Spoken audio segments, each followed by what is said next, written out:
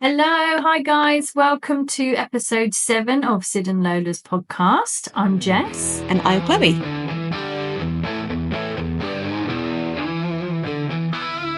Right, so today we're going to be talking about fleas. Fleas and ticks. I'm not saying teas and flicks like I said earlier. And flicks, exactly. So last week we talked a bit about the natural approach for worming, and so we thought the next best thing would be to go on to now natural approach for flea and tick control. So little quick, what are fleas? What are ticks? So fleas are parasites. They feed on your blood and Lovely. make you itch. So it's the little biting on the dogs that makes them itch. That's what drives them insane. And then what are ticks? Ticks are little, I think they're in the mite family, so they're a mite, and they feed on blood, so they attach to your dog and to humans. There are different types of ticks, probably different types of fleas, but we won't get too much into that. The one that I think is the most prominent for carrying Lyme's disease, which seems to be over here the worst disease they carry, are the deer ticks. I think there's 2 different types of ticks that we get over here in the UK, and the one that's the deer tick is the one that seems to carry Lyme's disease. The gnarly one. The gnarly one, yeah. So yeah, and they freak a lot of people out. Fleas and ticks, they're horrible. They make you itch just talking and thinking about them. I'm sat here like twitching. And I think this kind of scaremongering as well, and the fact that they do freak us out so much, is why people use so many chemicals to keep them under control. But of course, as we know, chemicals are really bad for our dogs and bad for us. And the wildlife. And like that lady said on that message. Yeah, so there's a really, when you start thinking about it, it's really interesting. So obviously we all know about flea and tick prevention that you get from the vets. It can be spot on, which is a sort of liquid that goes on the back of their neck, or it can be a tablet that you give them. I actually don't even know how often you give it because I never give it. Possibly monthly. I know that worming was every 3 months, but I'm not sure with the flea and tick tablets. And so that means there's chemicals riling around your dog so that when the fleas and ticks do bite, it kills them. That's not good. Doesn't sound good. I wouldn't want that many chemicals floating around my dog's body and blood system. So, but the ones on the back of the neck that sink into the skin and into the blood flow and are on the fur are, as most people know now, they're really, really bad. They smell terrible as well if you've ever smelt them. They're really strong. They can cause seizures in your dog. They can cause really bad skin irritation and take all the skin off of their neck where you've put it.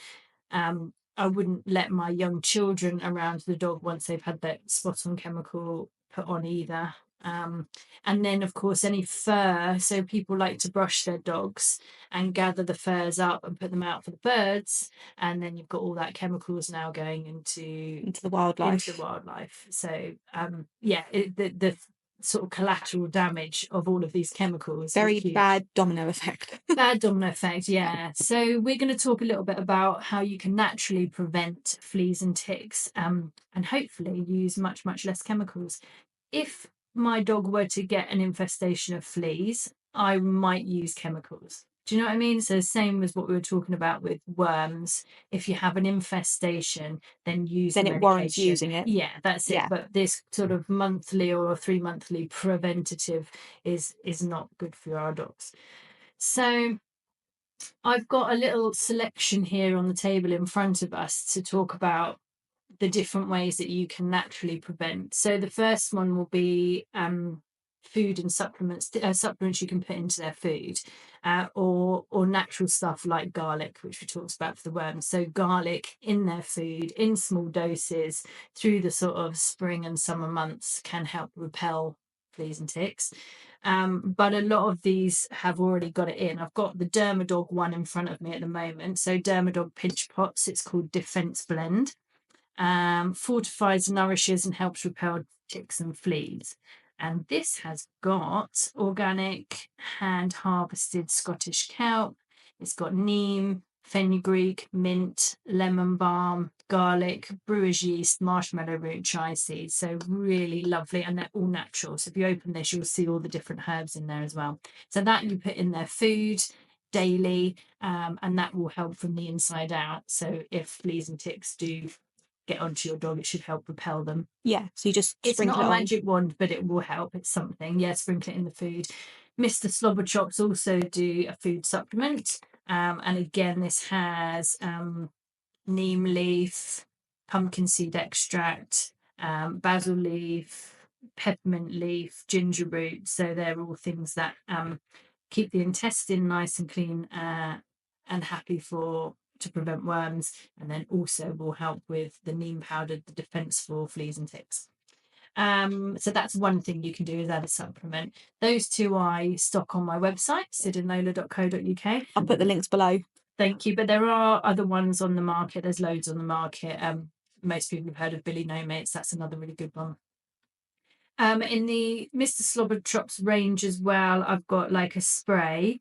So a really good way to keep ticks at bay. So I don't know if you know this, but ticks sit on like grass and mostly in the long grass, and they sit on the long grass and they have their little like front legs hanging out like this. It's like YMCA without the MCA. And waving their little arms along, and then when your dog comes along and brushes his hair past that bit of grass, it latches on and then zooms up the hair and onto the skin. And they're really clever. They can find, and usually they'll go around the face as well, where dogs might snuffle in the grass, sniffing away. They'll latch on quickly as well, and they go into the areas where their skin is the thinnest.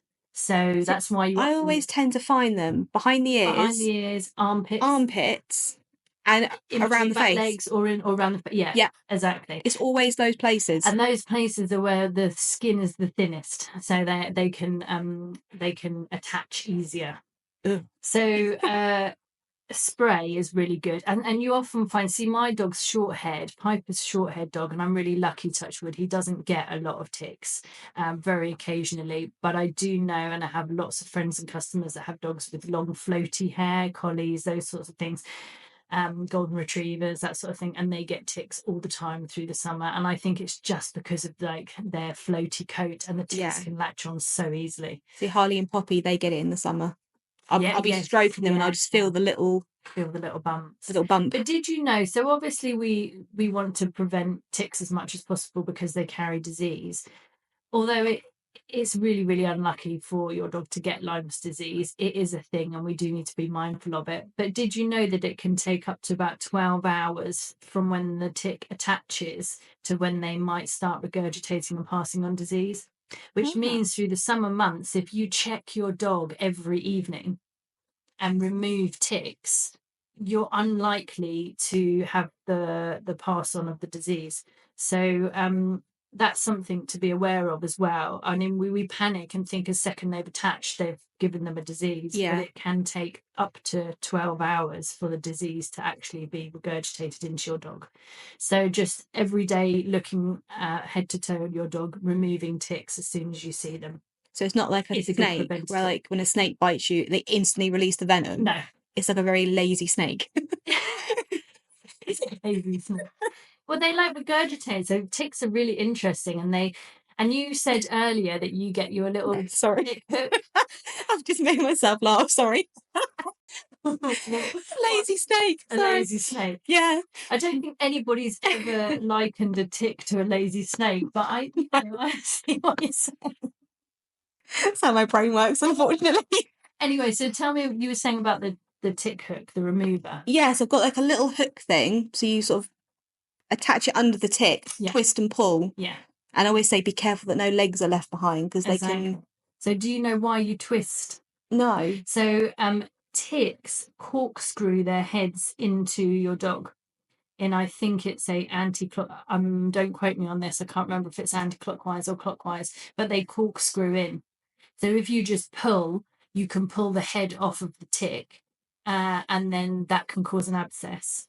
So that's why you put the tick hook flush with the body of the dog under the tick, so that it's caught between two hooks. Twist anti-clockwise. That's right, because ticks corkscrew in clockwise. So you twist anti-clockwise and then pull, and that way you'll get the whole head and front legs out. I see. And then you won't pull it off, leave it in the dog, and that's when an abscess can occur. I see. Yeah. So that's why I think the sprays are a great addition to your flea and tick preventative. You're hanging around me too much. Prevention.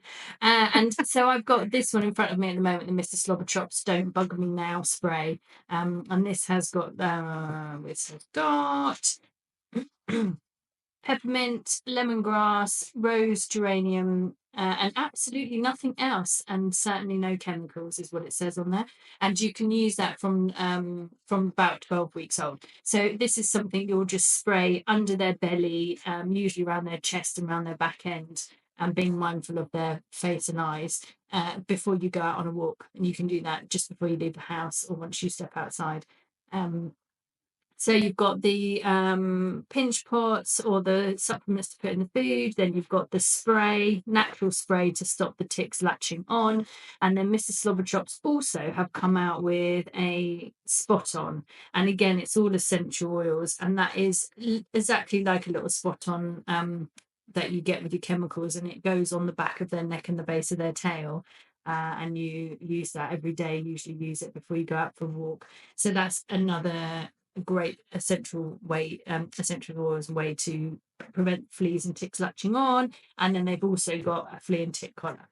So this is a lot like the grey flea and tick collars you might see in the shop, which have got chemicals in them, but these don't have chemicals, they're all essential oils. So to use these, they do recommend that you put it on, well, I recommend you put it on outside just before you go for a walk. I wouldn't put it on and then stay in the house. I found it quite strong. The flea and tick collar, that is, that I'm talking about, the Mr. Slobberchops one. It's very good. It's a really good natural preventative, but I did find it quite strong, and I think the dogs will find it quite strong. So that's my only concern. But I would suggest putting it on and then going for a walk straight away so that it kind of doesn't linger in the house. Yeah, so it's not so strong and in your face, because the second you take it out the packet, I mean, that disperses quite a lot over 24 hours. It doesn't smell that strong the whole time they're wearing it. But when you first take it out the packet and put it on, I would definitely go for a walk. Don't sit around in the house, because I found it just too strong. And if I found it strong, the dogs would find it even stronger. So scent punch to the nostrils. Yeah, that's it. So it is, but they're really good, and they last about 8 months, as long as they don't go swimming in them. So, and also for a long time, people were using Seresto collars. Have you heard of these? No. So they were kind of a, how do you say it? Like not as bad as the spot on stuff you would put on the back of their neck, and not as strong as some of the flea and tick collars you would buy, but they are still chemicals. So they don't smell, and they do seem very effective. I know a lot of people that still use them, but they are still a chemical, the Seresto collar. So it's a real tough one. I think if you are in an area where your dog is riddled with ticks and you have to use something, then maybe that's a good alternative to a spot on or a really horrible chemically smelling cheap, nasty flea and tick collar. But yeah, I would suggest that people try the natural approach as much as possible and only use chemicals where you need to, really. So we've got your spray, your flea and tick collar, your spot on, and then your food supplements. All natural, no chemicals, and definitely worth a try. Yeah. Don't you think? I think so. Friendlier, happier, safer. Yeah, safer all round. So you can pop into the shop and buy any of these, or you can find them on my website. Is there anything else that we need to cover? Oh, you can make your own sprays as well, by the way. I know some people that do this, and there are recipes there'll be loads of recipes on the internet, but there's things like apple cider vinegar sprays you can make and then spray your dog with that before you go for a walk. You can make an essential oil spray, usually with like lemongrass, neem, and that sort of thing. But ticks hate the scent of neem, lemon, and vinegar. I believe it makes them retract. So where I said they were sat with their arms out. So that when they smell that on your dog's coat as they walk past, they should retract and go, oh no, don't arms go down. Yeah, that's the theory. So but there are lots of other sprays as well. Just when you're buying sprays, just obviously make sure that they are chemical free.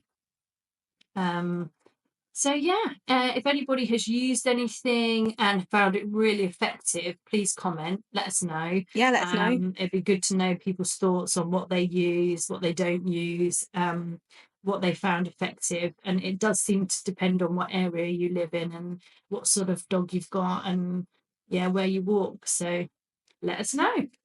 Yep, send to Sid and Lola Podcast at outlook.com.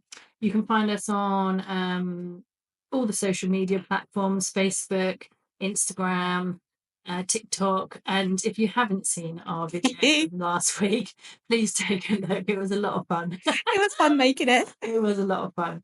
And we'll see you next week. See you next week. Bye. Bye.